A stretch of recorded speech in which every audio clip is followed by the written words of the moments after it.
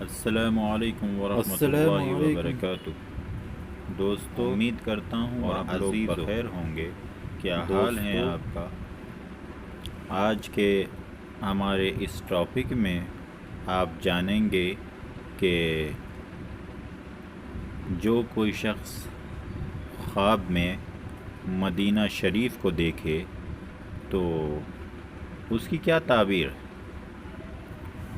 لیکن ہم آپ سے یہ بھی گزارش کریں گے کہ اگر آپ نے ہمارا چینل سبسکرائب نہیں کیا ہے تو اس کو سبسکرائب کر لیجئے، اور یاد رکھیے گا دوستو، آپ نماز کا اہتمام کیجئے، اور یاد رکھیے گا آپ باوضو ہو کر سویا کیجئے۔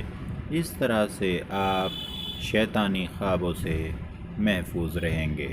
دوستو، خواب میں مدینہ شریف دیکھنے کا مطلب یہ ہے کہ اللہ کی طرف سے آپ پر رحمت ہے، آپ کو خوشخبری ہے، آپ کی مغفرت کے آثار ہیں، اور یہ اس طرح سے میں نے پڑھا ہے۔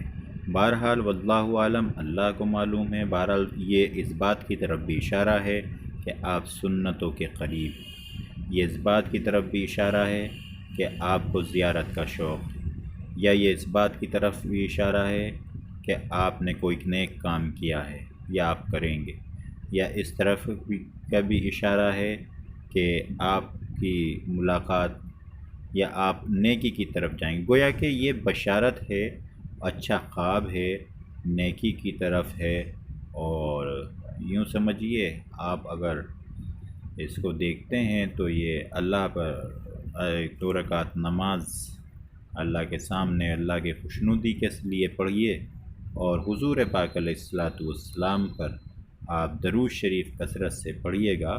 انشاءاللہ یہ خواب آپ کے لیے باعث برکت ہوگا۔